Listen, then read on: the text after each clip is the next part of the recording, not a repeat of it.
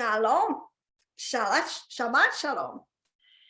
So today in the Parsha this week, there is a portion, it covers, amongst many things, this is very loaded, but the 10 Commandments, which, hey, I think the world needs a massive refresher course in the 10 Commandments. You know, it is sad, and years ago I would have fallen into this category totally, but if you ask most Christians today, 9 out of 10 would not be able to give you all 10. It's really sad how far, quote unquote, we have fallen. But let's do a quick blitz of the 10 Commandments. It's 10, everybody thinks, well, they say when you want to give a teaching or something, make it easy. I'm going to give you 10 things, or I'm going to give you 3 things to do, or this is the list of 7 musts to achieve this result. Well, everything was invented by Yahweh to begin with. So lists, bucket lists, container lists are not a new invention. So, but I do want to say something first of all about the word 10 commandments. First of all, it's not in the Torah written like that. There's not 10. That's a subheading put in by the translators to help organize the information. There's nothing wrong with that. But let's just stick with, again, what the Torah is saying. And it really is the word refers to 10 words, right? And 10, it's called the 10 words, all right? Now, 10 is the word deca, which does mean 10, which we get the word decalogue from. But words in the New Testament, this concept is reiterated 4 to 5 times. It's logos. Now, what is one of the most famous verses that we know? That man shall not live by bread alone, but by every word, every logos, all right, that proceedeth from the mouth of God. And we know too that Torah, all of Torah, Old and New Testament, this is the concept, is all instruction in righteousness. It's all one long voice of Elohim, of God, to us, and it will lead us into righteousness, and ultimately, for those who obey it, it's into the Olam Haba, the world to come, or as a Christian would understand it, to heaven. All right, but it really has a much more deeper and nuanced understanding. We're not going to go there today, but it says in Deuteronomy 7:11, this is the theme verse. It says, "You shall keep the commandments, all right, and the statutes and the laws, which I command you today to do them." All right. Now, I'm just going to say something. Another big concept we understand about God, Yah does not change, right? So if he says we're to keep them, you're to keep them today, it's today. It's not tomorrow. It's not, in 5 years, I'll clean up my act, and all that kind of stuff. It's today. There is a daily concept that you are to obey these 10 words. Now, and it's opposed to, and if you do that, you will be considered to be lawful. All right. But if you don't keep them, you are considered to be lawless. Okay. Again, another famous verse in the New Testament that says, he will tell certain people who say, didn't I do all these great miracles in your name? Didn't I, do all this stuff? I can't remember it verbatim, but he says, and the answer of Yah is basically, well, away from me, I never knew you, you lawless ones. It says in Revelation, it says it clear as a bell, that the elect who end up in the Olam Haba are those who keep his commandments and keep the testimony of Moshe. They go together. How would you know what the 10 commandments are? The commandments, you just said, unless you knew the testimony of Moshe. Literally, and that's why the importance of the 5 books of Moshe for the believer today is so important. So let's just go through these. And I just have a couple quick little nuances to throw in. In one sense, they're self-explanatory, but in another sense, there is no limit to the depth of the wisdom and understanding that is contained in these. All right. So let's just start with on these 10 words. The first one, well, I want to say one more thing. I got to say, the way that it's nothing's arbitrary in Torah. It is the most incredible. I want to use this word science in the sense that it is truly used for, it's empirical. There is absolutely factual, spiritual, reasoning for everything that God does. He put this into 10, but it's 5 and 5. When he gave them to Moshe, we're all told, he on these 2 tablets, right? 5 were on one and 5 were on another. Well, it's because the first 5, these are between God, God and man. All right, these are Torah commandments of man's relationship with Elohim, with God. The other 5 are between man and man. It's like, how do we treat? How do we act to our neighbor? So these are man to man, person to person. How do we treat each other?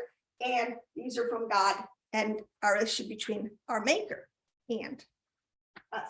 So let's just take number 1, because there's something really important in this. Because the Torah is so universal and was for all ages and all generations.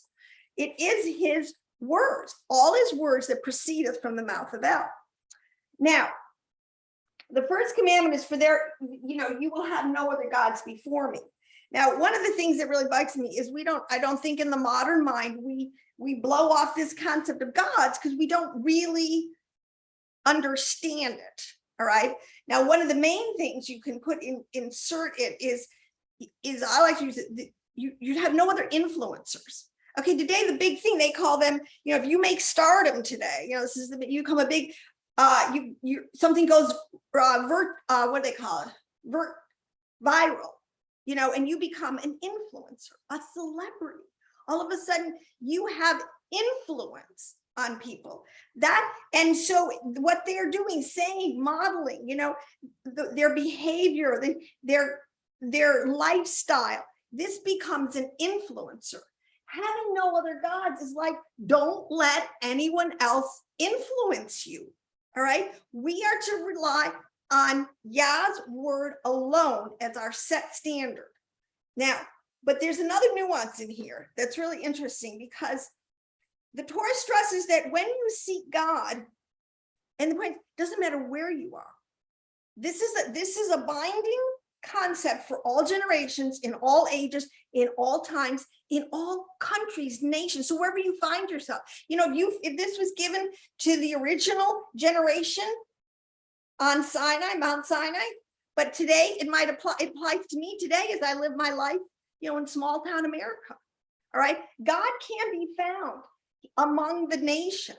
He is God of the whole earth. So it isn't like it applies just to the Jews, or just the people that are living in the land, or just to the people that did live in the land. This is a concept that God is to be found everywhere, in every corner of his creation, and it serves as the vehicle to reach him. That's why these commandments are and they are the foundation of Christianity. Believe me, our early church fathers, those who founded, quote unquote, that religion called Christianity, totally took and embraced the 10 commandments. In the beginning, they did not try to rewrite them. They tried to incorporate them in the lifestyle of the believer. So it's a vehicle to reach him. And if divine providence has dispatched you to a certain place in a certain time, you have a certain life, your surest path to him is just from right there. God can be found wherever you are, and you can worship him wherever you are, and not let the influencers that are all around you in your culture, pagan as it is, or whatever, you can still obey this commandment to have no other gods. So that's just number 1. There are no influencers. Oh, I don't even think I'm going to spell that right this quickly. So we'll just keep it to no gods, all right?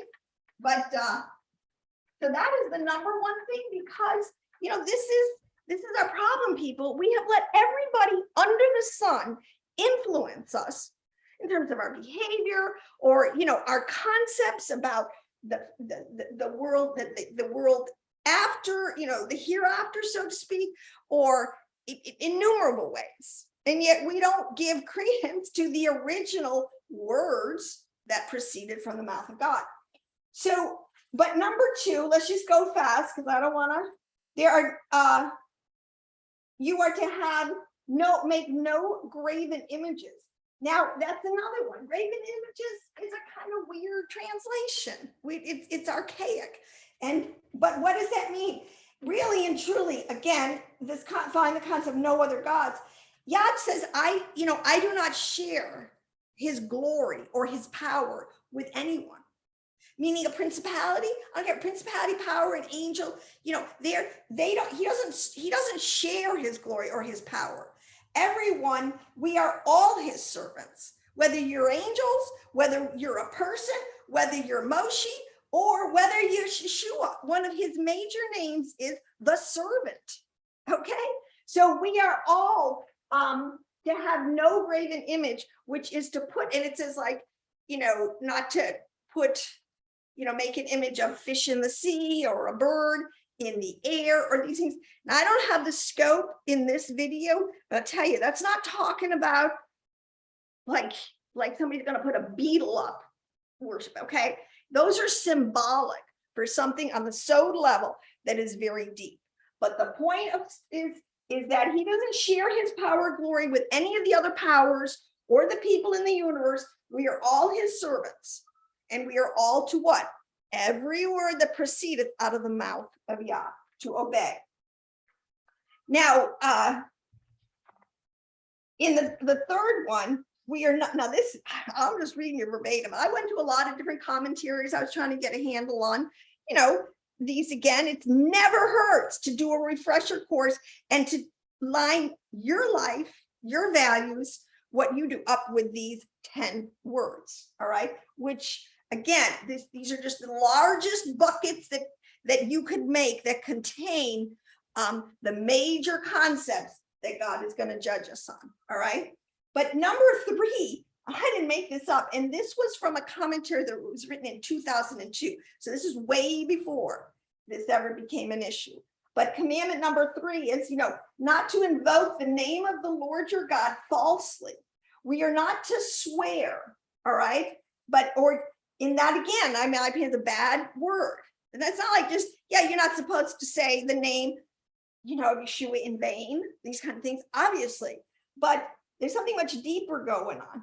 It says you are not to give testimony falsely about his name. Not his name, you can say Hashem, but his name, the tetragrammaton, Yod He Vav He, which is the most powerful. That is the name of our Creator Father. Okay, and you don't give testimony about what he has told us about himself falsely. This is what it says. So this can be done in 4 different ways, and it lists them. But it says swearing that a man is a woman. Now, I mean, come on, even before it became an issue, he made them male and female to break this commandment, to testify falsely. We say like, oh, God didn't really make me a man. I think I'll be a woman today. People, wake up. God knows what he's doing. Your soul is put in a certain vessel for a certain reason for you. Okay. So, and it goes on to say, not to say that a stone is gold, not to give false testimony. All right. And, and that gets into, there's a lot of these words are coded deeper. Gold is the highest level of understanding. So, and stones is like one of the most common. All right. So not to take the most lofty concepts of Elohim and just truncate them down into a little soundbite that just sounds so really today like stupid. And so it gives a whole false impression of God. We're supposed to spend our lives studying Torah. All right. You can't break it down into one little soundbite. Of course, I'd have to say something. the master Yeshua did, and I say is you can love your neighbor as yourself, but what would be your standard for that? All right, the standard has been set. There's another one. It says swearing not to perform a commandment, basically false testimony. He said you're to live by every word that proceeds from his mouth. What do you think to swear falsely is? Okay, I ain't gonna do it. Stubbornness, the hard-heartedness of our heart. We know God said it, we're just not gonna do it. All right. And another one I like is swearing to do the impossible. Like it says here, I'm gonna fly. Okay. So think swearing that you are, and this is the thing, you're gonna go outside the bounds of your created boundaries. Okay. And then the last, like another one, to give false testimony, to teach people that we came from monkeys. That is 100% Torah. You don't find that in Torah. That's nowhere in Torah, believe me. Okay. This is all to use the name of Hashem, that Yod He Vav He, which is a name that is a truncated name that contains all of the wisdom and knowledge of Yah and all the universes, and then come up with something crazy to give a false testimony about him that we came from monkeys. So these are, people, these are very large categories of human behavior, and they cover a lot of things.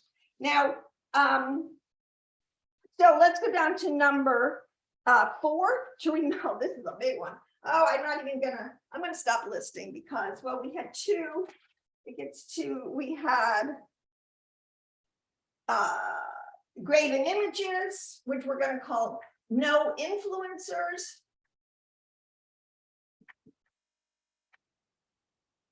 That's your friends, the books you read, the movies you watch, all these things that are constantly coming at us, that are giving us contrary narratives that we can follow, besides what the Torah says.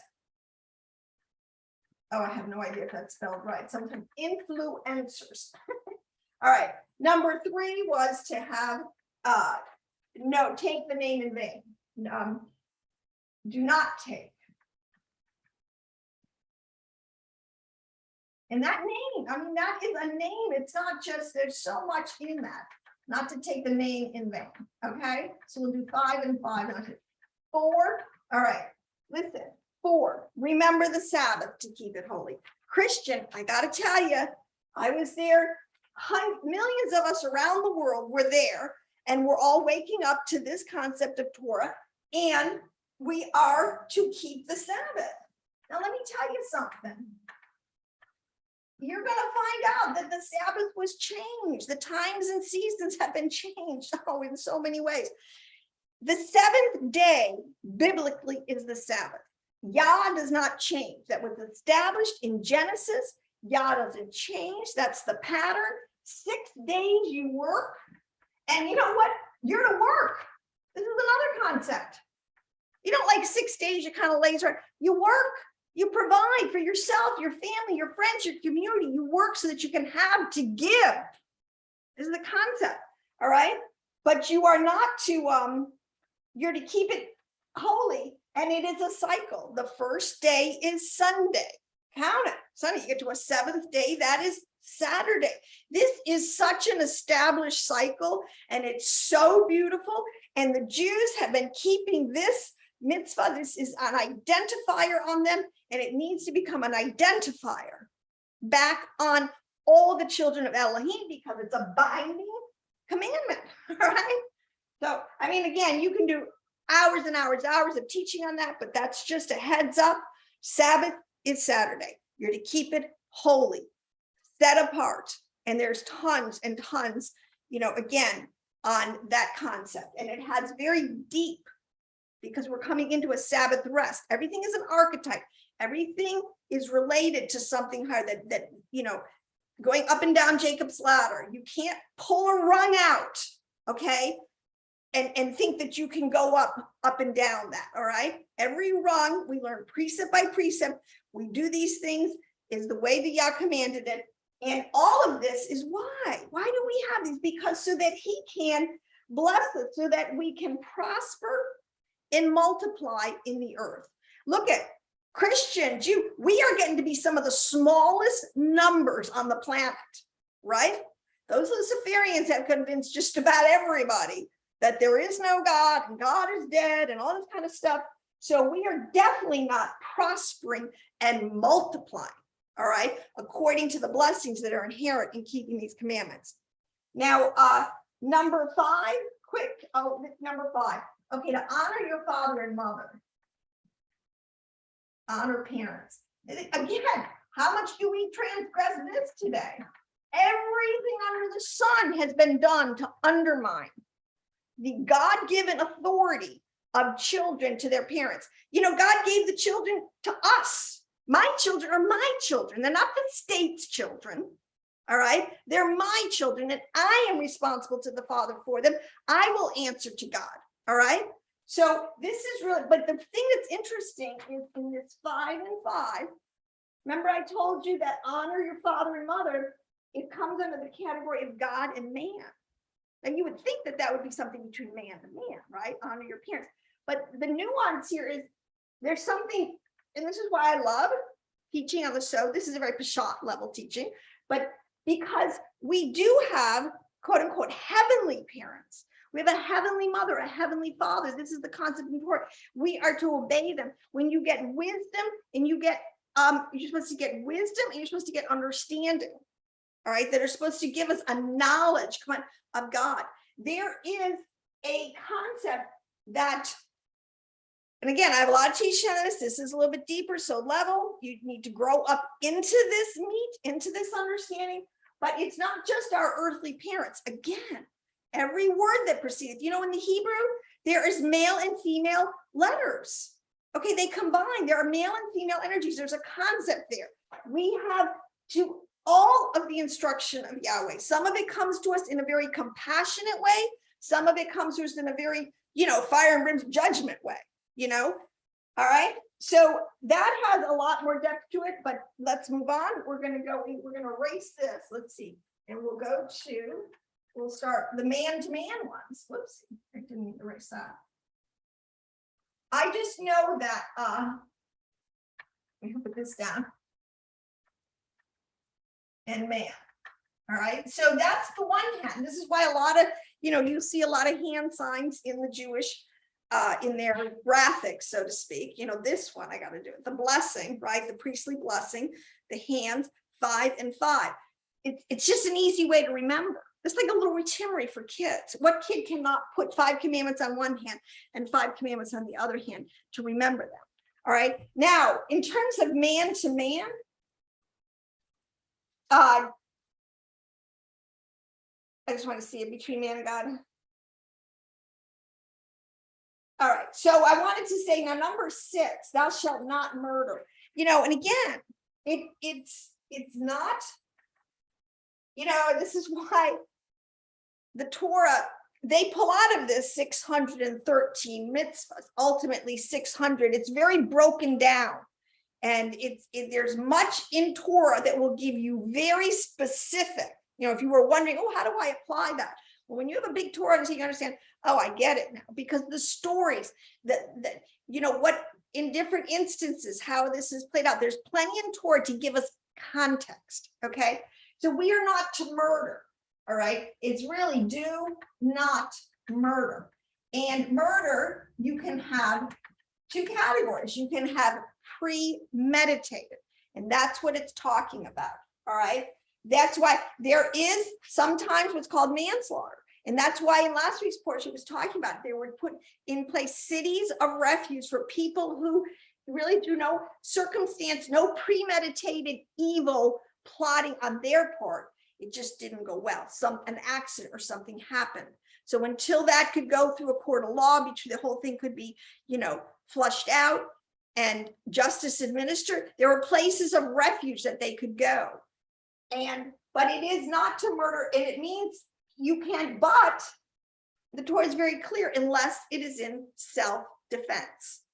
We do have a right to defend ourselves against those who did plot evil against us. And this is why, well, I'm not even going to get into that. We're going to still move pretty fast here. Oh, these are why gun laws, and this is why we have such an amazing system our forefathers understood in the Constitution that we can bear arms comes from these commandments. You know, the world is not, everybody in the world is not a nice person. Unfortunately, the wicked prey on the righteous. This is absolutely a fact, people. And you need to be wise as a serpent, meaning you need to understand what your enemy is capable of and historically has done, but harmless as a dove. So number 6, number 7. Let's see, 7 is, oh, I love this. Okay. Do not commit adultery. All right. This is under the category. Let me say, they say it's not just talking about adultery and everybody else is scot-free. Like I said, this is like a huge category.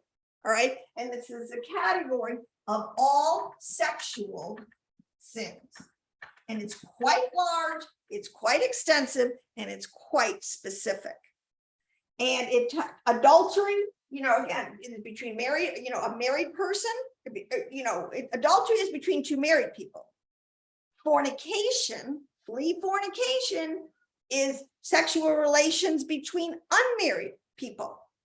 That doesn't need a lot of fleshing out. And I have to tell you a funny story. Even though the word fornication is used over and over, especially if you ever start reading the King James Bible. And when I was first saved and I started reading my Torah, and I remember reading it over and over in the New Testament to flee fornication, I didn't even know what that word meant.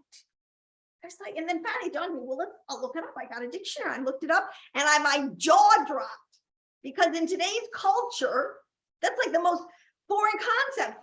We are a bunch of fornicators, adulterers. I mean, this is why the prophets are very clear. You think we're the only generation who has been caught up in sexual sins?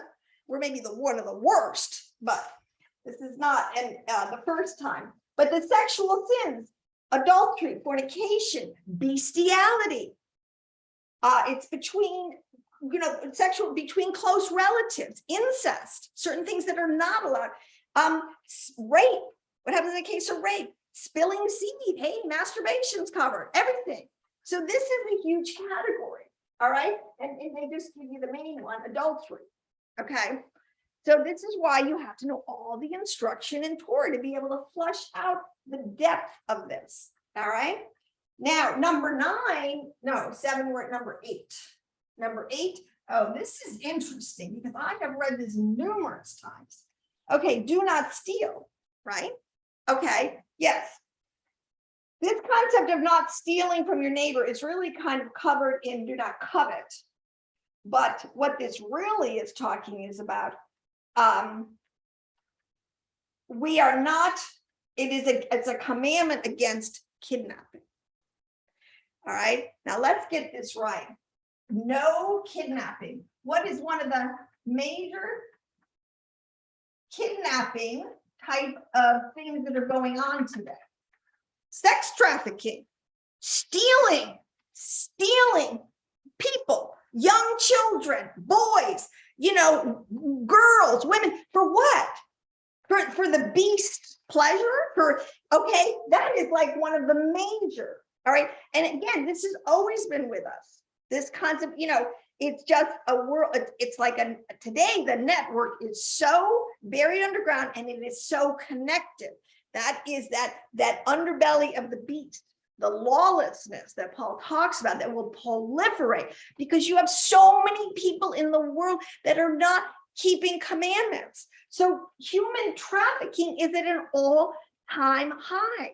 You know, this goes in the old, you know, old world, they maybe would go in and yes, they would kidnap. Like, okay, whole pockets, like a whole town or a whole city or and bring them back and make them their slaves. That is absolutely taboo. So whether it's a sex slave you're stealing or whether it is a human that you're going to use to make work in your factories, whatever, no kidnapping. That is so fundamental and a stench in Yah's nose, and it will be judged so harshly.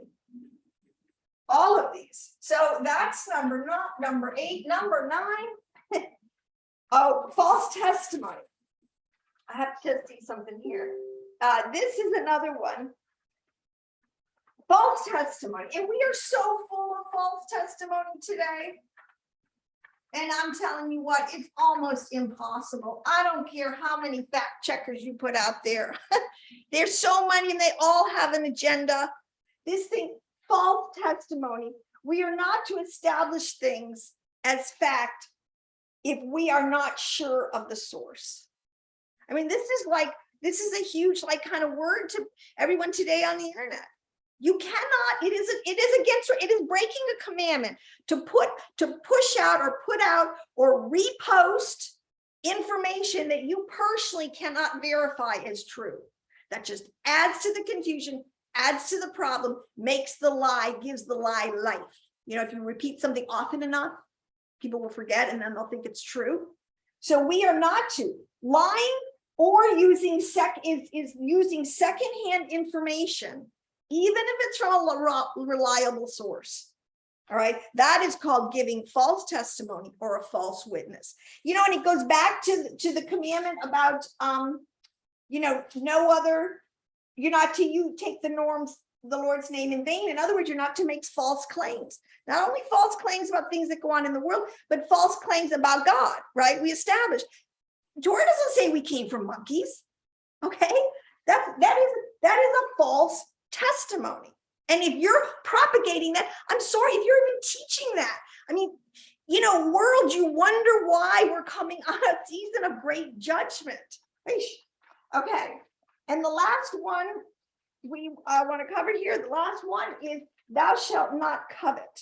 All right, and basically that's another huge issue, not covet. All right, but let me tell you something. They will say that coveting stems from the sense that,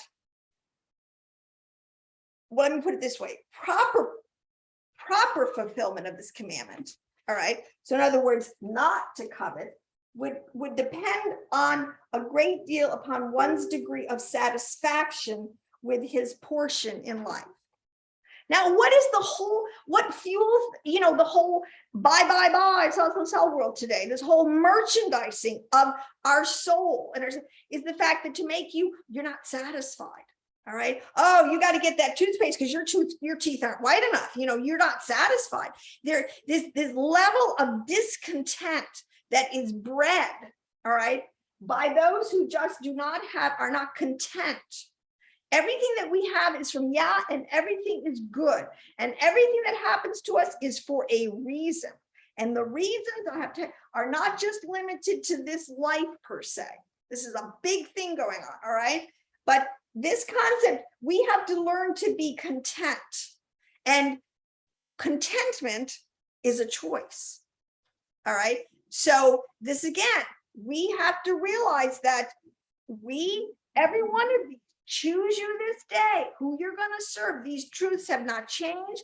These truths are as fresh a word for us today as they were when they stood on Sinai. And I will tell you, those words at Sinai were for them and all the generations that came after them. And we are part of those generations. So there's no getting around it. These are binding words, 10 words coming out of Yah's mouth that are binding upon all peoples and all generations. And I'll tell you, it's not like the Father's being mean or anything. It's like, if you want to live in a peaceable kingdom, then we need to all live by Torah commandments so that we can live at peace.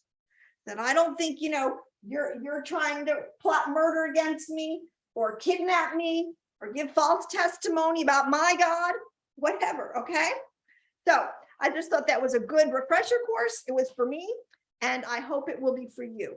So let's keep that in mind, especially in the climate that we have today. So shalom, shalom. I will see you in the next video.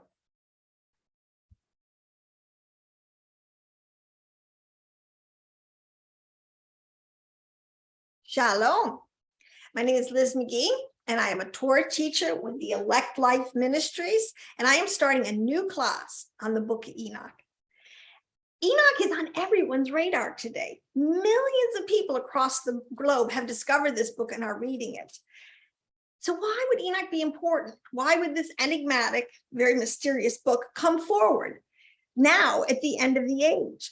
Well, Isaiah tells us a little hint. He gives us a hint in Isaiah 46:10, where Yahweh says that I declare the end from the beginning, from ancient times, what is to come. Enoch, like Daniel and Revelation, are what are known as sealed books. Daniel 12:4 tells us that he was told, the prophet was told to shut up these words and seal them, seal this book till the time of the end. Now, there's more to Enoch than fallen angels and giants, which are pretty salacious in and of themselves.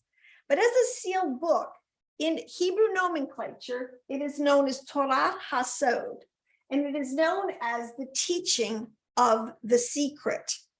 Now, this is really important to understand because it's prophesied that this secret, the secret things that belong to the Lord, will come out in the last days. So it is important to have an understanding of this book. But as a sealed book, it can only be understood using the keys to the kingdom, which is the interpretation, the correct interpretation of how these sealed words are used. So join this class, because here we are going to get oil in our lamp. We're going to put meat on the table for the mature believer to be able to eat. So the famine of the word is over. If you want to get to this level of understanding your days in which you live, the days of Mashiach, then this is a great class. So join us. All the information is at theelectlife.org. And from there, you will have a whole panorama open to you of Torah HaSod. See you in class.